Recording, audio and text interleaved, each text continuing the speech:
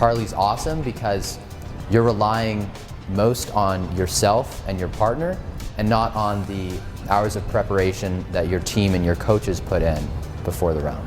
Parley teaches you, most importantly, how to think, how to construct an argument on your own. You're given a side, you're given a statement, and then you have to, on your own, without much help or evidence, figure out how you're best going to defend that side. Yeah, I think it helps you figure out how to use the resources that you have to stay up to date on current events, and it also teaches you how to appeal to different judges. The key part of policymaking is, actually being able to persuade people with your rhetoric, and I think that parliamentary debate is the type of debate that emphasizes rhetoric and persuasion more than anything else. Persuasion is so essential in life, whether or not it's a job interview or something along those lines. You have to persuade people to take your point of view. I feel that a lot of kids see, especially current events, through certain lenses provided by their parents or by educators or their friends' parents.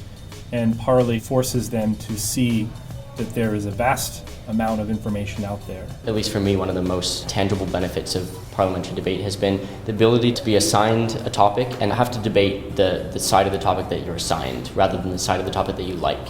And I think that really gives students an ability to see different sides of the argument and also see merits in the different sides of the argument. Often people kind of take a stance and they go with that stance and believe that they're correct, whereas debate has definitely taught me that there's two sides to every question. I think one of the hooks Parley has that's unique to it is that you don't have to do the same subject for a whole entire year. You don't even have to do the same subject for 2 months. You get to do a different subject every single time. You need to know a little bit about a lot of things rather than a lot about just one topic. And I think that's what makes parliamentary debaters so unique. They have an expansive knowledge. We all have those times where we have to get up in front of someone and give an impromptu speech. And now that I know that I can develop these skills to be able to do that, I've almost even developed some sort of self-confidence in this ability to think very quickly on my feet, be able to speak elegantly on certain topics, and not be afraid to do so.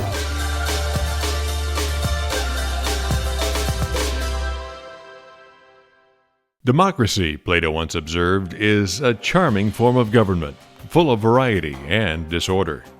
Our legislature, in an effort to maintain checks and balances, can be a messy process, broken by filibusters, polarized parties, government shutdowns, and even a winter recess.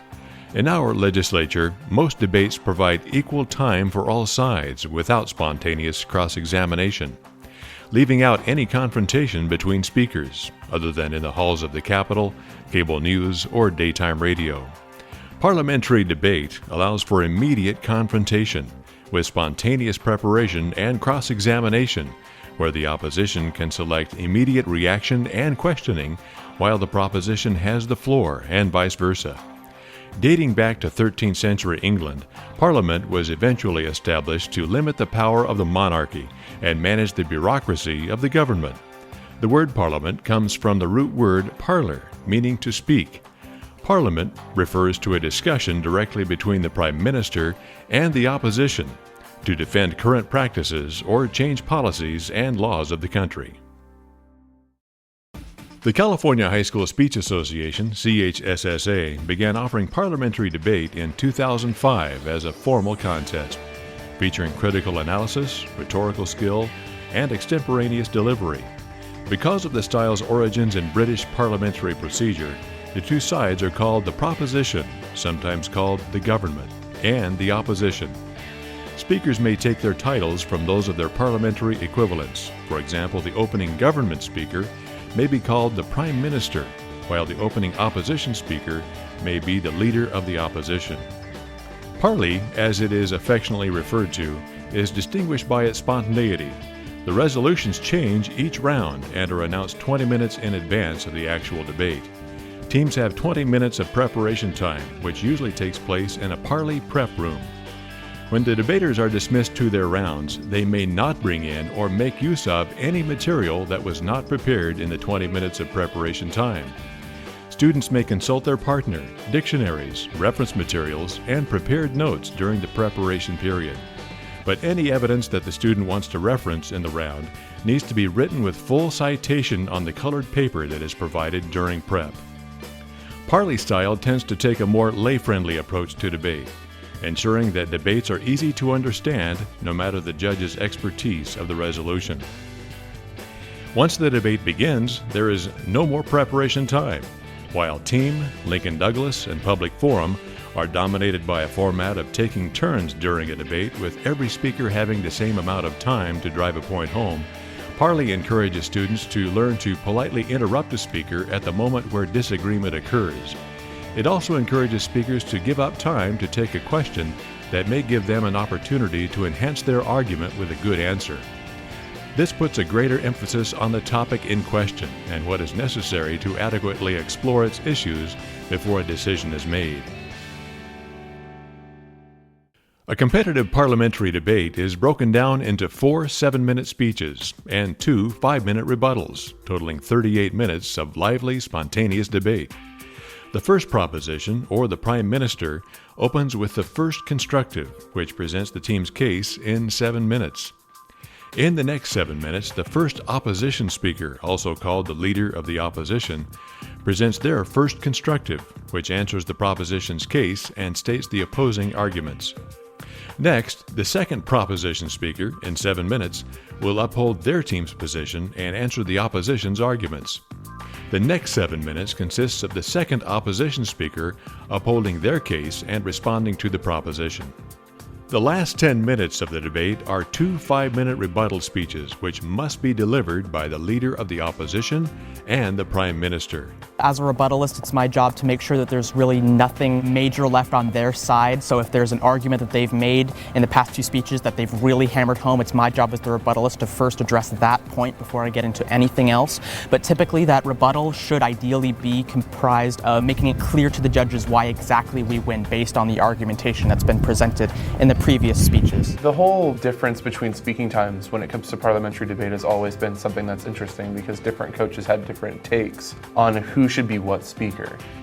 I do a really good affirmative rebuttal, and so I'm allowed to take first affirmative because my rebuttals are really strong. My partner does a really strong Leader of Opposition, which means he takes first on negative.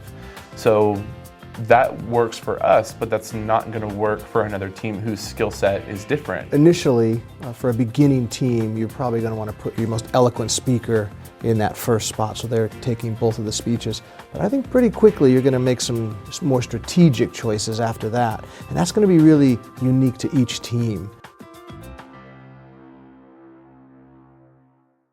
Unlike other types of debate, parliamentary debate does not have a specific time allotted for cross-examination questioning.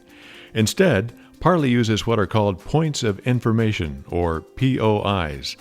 These questions can be asked of a speaker even as he or she is presenting their constructive. Point of information is first and foremost a tool for understanding clearly what your opponent's saying. If you don't understand what the affirmative team has as their advocacy, it's very difficult to debate. So the first thing I always tell them is, if you legitimately don't understand what they're saying, if you're confused, your judge will be confused, everyone else is probably confused. Ask a question to clarify. I tell my debaters that they should always ask 2 points of information during a speech, and one of the reasons to do that is you want the partner that isn't speaking next to ask points of information because it stops the speaker from talking about new arguments and it gives your partner time to prepare. And jurisdiction of every individual within our nation itself. But before moving on, I'm going to answer the first question. Can you give an example of any specific type of punishment that isn't degrading to human dignity? Yes, one example is paying a fine for having a speeding ticket. And this is one example. If you speed on the road, you're going to get a speeding ticket because you have broken the law. I think that POIs give the side that is not speaking a chance to shape how your opponent is developing his or her own arguments. A way to sort of create the story that the judge is going to decide on. Points of information, once recognized, should be spoken quickly and succinctly. Responses to these points should be similarly succinct.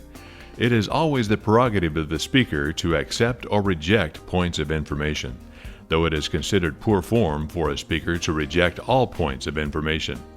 Regardless of the speaker's decision, opponents must never act in a way that detracts or distracts from the speaker's time and message. Points of order are a special kind of objection reserved for the rebuttal speeches. Points of order are most commonly brought if the speaker presents a new argument or arguments in a rebuttal speech, as this is never allowed. Yeah, talk about a lack of background. To raise a point of order, one member of the opposing team should rise and declare, "Point of order." At that time, the round clock is paused, and the speaker's opponent has up to 15 seconds to articulate the objection. Once the judge has made note of the objection, the clock restarts and the speaker resumes his or her rebuttal. In response to that, in my first negative speech, I did talk about how it took away ground to the negative and we couldn't really come up with a fair 20 minutes. The speaker may choose to address or ignore the objection once time has resumed. The judge simply observes the points of order and may or may not take the objection into consideration when deciding the outcome of the round. Any debater needs to be very careful about when to do a point of order. I've seen some in the college realm where they tend to do points of orders on almost anything, and I think that actually kind of hurts their case. So I think the time to do that is if you think you're about to lose the round, then you do it. But if it's not really going to make a difference, I would let it go. There are a number of rules that are specific to parliamentary debate which bear repeating and are more clearly described in the bylaws of the California High School Speech Association, located online at CHSSA.org. These are also on the ballot that is used by the judges to make their decision. No cell phones, smartphones, or internet connection is allowed. You may retrieve previously saved material on your laptop, iPad, or flash drives, but only during prep. No power plugs for laptops. All outside notes and full citations must be copied on the colored paper provided in prep. You may not read from any materials other than the papers provided by prep room. Outside materials are permitted as reference in round. Referencing an article is okay. Reading from an article is not. You may consult with your partner and only your partner during prep, and do not communicate with anyone other than your partner or officials in transit to your room. Do not leave prep unless you have been excused. No prep during round. Next speech must be within 20 seconds of preceding speech. Rebuttals must be given by the first speaker for each side. No POI in protected time. Rise to be acknowledged for your points of information or points of order. No follow-up questions or arguments. You must be recognized if you wish to ask another question. In-round prompting of or by your partner is discouraged. Points of order can only be made during rebuttals and only against new arguments being presented. Remember that evidence challenges put the burden of proof on the challenger. No new arguments in rebuttals. Judges may not request evidence or written materials from debaters. No heckling is allowed in high school parliamentary debate. In round, students will encounter one of three types of resolutions. The type of resolution will influence the structure and content of your debate. Resolutions are categorized as value, policy, or fact, and in the course of a tournament, you should expect to debate all three types of resolutions. A value resolution asks debaters to weigh one intangible value against another. For example, a resolution of this kind may read, Resolved that punishment by its very nature should be somewhat cruel and unusual. The proposition seeks to uphold the resolution, while the opposition works to disprove it and/or prove that the inverse of the resolution is true. A policy resolution calls for a change in the laws or operating procedures of a governing body. Usually, this governing body is the United States federal government, and the proposition is responsible for articulating a plan for implementing the resolution. For example, a policy resolution may read, I resolve that America should pass a constitutional amendment capping campaigns' contributions. The opposition should argue why the plan, not the resolution, is faulty. The opposition may also offer a counterplan that they feel would better accomplish the goals of the resolution. The third type of resolution is a fact resolution, and be warned, this title is deceiving. A fact resolution is an opinion stated as fact. For example, a fact resolution may read, quote, the war on drugs has failed, unquote. The proposition would support this view, and the opposition would, of course, refute it. by stretching the students to understand different types of propositions that are put before them, Yeah. they're able to discern how to approach it, since all of them have different frameworks and different styles even. Value, for me at least, is probably one of the more difficult ones to approach. With policy, you have a net benefits way of looking at it. It's very concrete. You can make it very clear to the judges whether a world with that policy is more beneficial than a world without it. And with factual, you're just debating whether something is true or not. So you're spending a lot of time coming up with instances in which it's true or not. But with values, it's a little bit trickier because it's a lot less solid. You have to really explain to the judges how this would pertain to their personal morals, how it would basically impact them on a daily basis. Before you begin prepping for a round, it is important that you correctly identify what type of resolution is being debated. Certain buzzwords or phrases in the resolution can help you make this determination.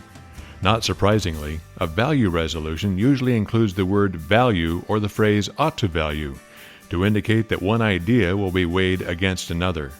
A policy resolution frequently includes the word should or would to preface a call for a change in the status quo. Again, this change is usually one that would be made by the U.S. federal government, so these resolutions almost always name the U.S. federal government explicitly in the resolution. Fact resolutions are most easily identified by their brevity and utilize verbs such as is, are, have, and has that indicate firm statements of being. Knowing the type of resolution you are debating is the first step in building strong contentions and winning your round. Before prep time begins, consult the pairing sheet to determine whether your team is on the proposition or opposition. As soon as the topic is announced, both you and your partner should copy it verbatim to ensure the accuracy of the intended resolution. All evidence used must be completely cited on the designated prep sheet for it to be used during the debate. To make the most of your prep time, it's beneficial to work apart as well as together with your partner. But the thing is, our military was also in there at the time. We were pulling out when we gave the money to them. So that was a check on the military or the government. I mean, that's counter-argument. Let's expand on the freedom of speech one, because I'm not sure. I'm not as clear on that as I am with the other ones. If the judge believes even one of these is a benefit, then the negation wins today's debate. That's the key thing. For the most part. What does it mean for the most part? It means on the whole. So okay, I know. But how do they define this? You gotta be, if they do something tricky, that basically means they're just on that. As you brainstorm arguments, both teams on either side should correctly identify the type of resolution, value, policy, or fact. The proposition side may think about, how will you interpret the resolution? What kind of case you could make for the resolution? And what examples or arguments you could use to prove your case. If you are on the opposition, you may think about, what major arguments might be made against the resolution? What proposition teams are likely to say in support of the resolution? And what examples, arguments, or analogies you might use to answer these cases. As soon as prep time is up, there will be no additional prep time during the debate. What we like to do is we understand the topic, we have to understand what's going on, and then we kind of just delve into the facts of things. You know, we just get a lot of facts and evidence behind our side of the case, and then generally in the last 5 minutes is what we do is we kind of bring them together into contentions and separate them into different parts of the case so that we have a complete case to debate. I would say that a large part of our prep time is also used in terms of anticipating what the other person is going to say. Specifically when we're writing either disadvantages or advantages to our plan, a lot of the time we say like, here, this is our advantage, but how do you think that the person is going to respond to it? Or also, if I was the other side, I would make this argument. So with that in mind, what should I also argue to return that? When I was first a debater, that was very stressful to me. You know, I was like, oh, we only have 5 minutes left. I have so much to get done. You just really need to take a breath and remind yourself, well, 5 minutes, that's a quarter of my prep time. That's just a third of what I've been doing. That's a lot of time. If you're prepping up until the 20th minute, then you're very stressed out going into round. You're trying to remember what you wrote down in those last 30 seconds. I think it's important to use prep time, at least partially, once you've written your speech, to relax and make sure you're okay mentally going into the round. As you get more experience with parliamentary debate, you will develop a better sense of how to maximize your preparation time. After hearing the resolution and determining if you will be representing the proposition or the opposition, You and your partner must work efficiently to build a case. If you are arguing in favor of the resolution, the first step is to decide how you will define the key terms of the resolution. To make this debate a little bit clearer, I'm going to introduce some definitions. We define America as the people of the United States. We define capping campaign contributions as a limit on the amount of money that one can spend, but I'm going to get a little bit more specific in my actual plan text. Because the affirming team gets to set these parameters, it is strategic for this team to choose definitions that best support their own case. These definitions, though, must not be so limiting or specific so as to make it impossible for the opposition to participate in the debate. For example, if a resolution states, quote, "The USFG should increase taxes on the wealthy," unquote, the proposition would need to define the terms taxes and wealthy. If wealthy is defined as having full-time employment, then the debate is unfairly skewed to the proposition, as many people who hold full-time jobs are obviously not, in fact, wealthy. The opposition would be right to offer an alternative definition during their first constructive speech in order to make the debate fair. It is crucial to the debate that fair definitions be offered by the proposition at the start of the debate. It is equally important that the opposition accept fair definitions. Offering new definitions as a stalling tactic or as a way to avoid answering strong contentions is not appropriate. We believe that the affirmative is being very abusive in two of their main definitions. Both of them are both similar in issue, and their first is "for the most part." Now, my opponents are defining this widely as a sort of utilitarianistic scope. If we provide the most benefits for the most amount of people, they should win the round. However, that is not what "for the most part" means in this resolution. The most important part of any case is its contentions. Most of the time, contentions are stated immediately following the definitions.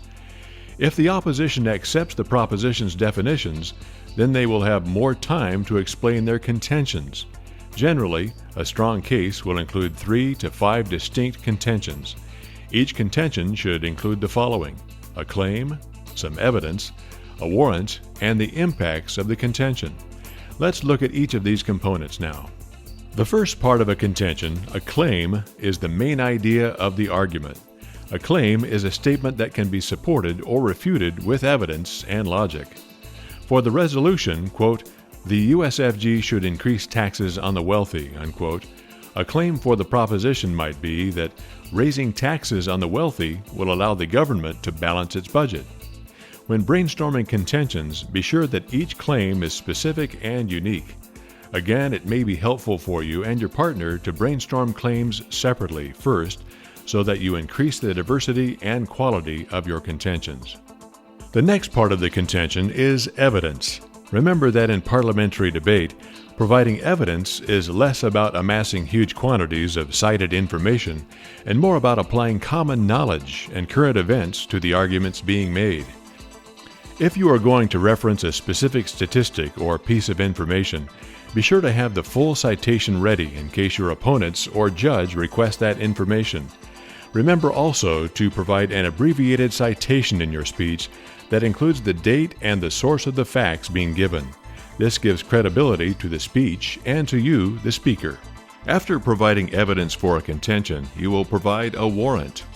The line separating a warrant and an impact is often blurred, but it is important that each is included, as this is what truly shows the strength or weakness of a contention.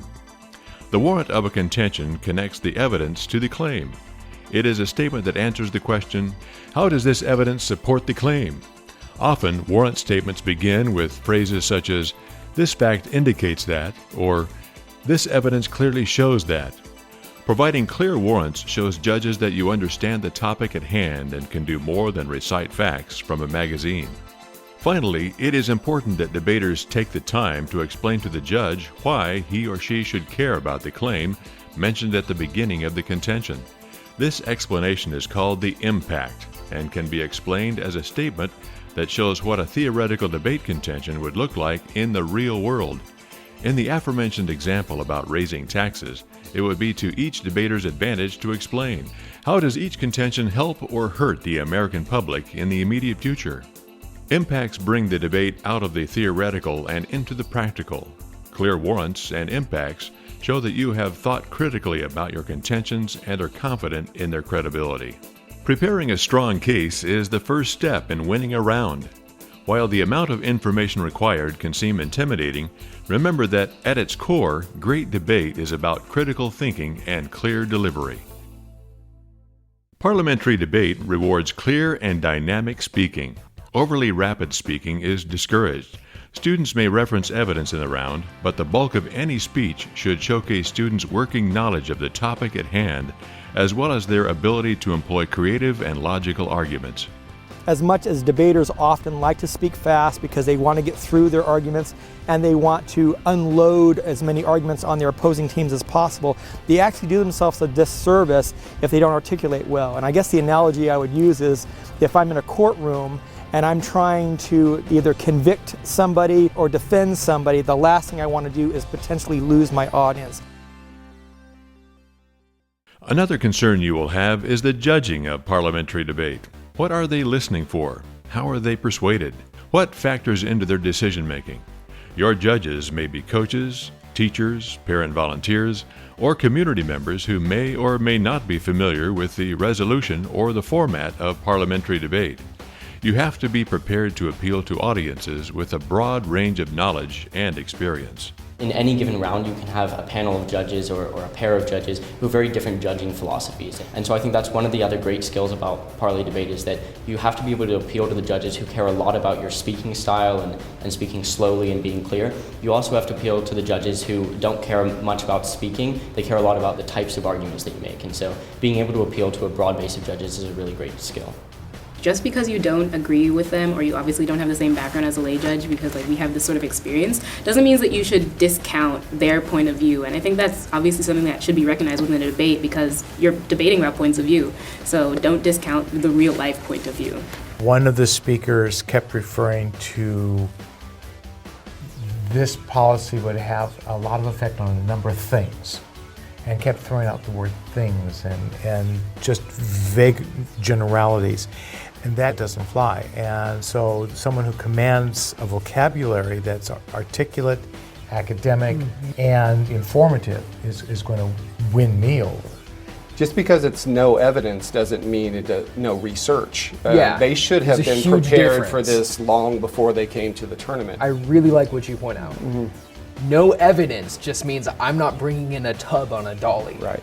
That doesn't mean I don't research. Let me tell you the amount of hours I spent researching before nationals and things of that nature. You just want to soak in as much as you can, and it makes it easier when you know that much. Many judges also take into account the level of courtesy and respect demonstrated by both teams. The speech construction should be planned to allow enough time to take points of information and respond with meaningful answers. After all is said, judges will weigh how each team presented their case with evidence and support, while also defending their case after being challenged by the opposing team. The many rules in Parley Debate may confuse a lay judge, so both teams are responsible for knowing and adhering to the rules and making the debate easy for the judge to follow. At the California State Speech Championships, we had a chance to talk with students who have excelled in parliamentary debate. Why did they select this event, and what are some of the strategies they use to become the best of the best? I think the extemporaneous nature really allows for Parley to have the most practical application possible, and that is when you're sitting in a room and you're told you have 20 minutes to prepare on this topic that you've never seen before, you really have to have a complex understanding of the world and about argumentation in general in order to make that work. And that's why I love Parley so much. Well, I think the reason most people do choose Parley as their primary event is simply because you don't really have to prep at all until the day of the tournament, at least initially, but then as you get better and better, that's a fact that changes and you have to start reading the news and doing background research. I know with parliamentary debate they say that it's not evidence-based, however evidence does come in it quite a bit. So reading different articles and then also taking those articles and taking the important parts of those articles to be able to back up a point of yours is important and then will help you also to use your 20 minutes effectively. Yeah, I think the most important way you can use evidence is to get yourself numbers and actual facts to back up what you know to be true. So I think the most important things you can have in terms of evidence are offline Wikipedia, because it's the most efficient way to get statistics on everything. And then, I guess, news articles and fact sheets that you don't want to download. I think that a curious student does well in parliamentary debate. my fellow coaches here were talking about, how much you need to know. And it's really hard to put the work in if you don't have a curiosity about the world around you. So that's what I see. Is even I even have freshmen they have that curiosity. They do well in parliamentary debate because that curiosity drives them to learn what they need to learn.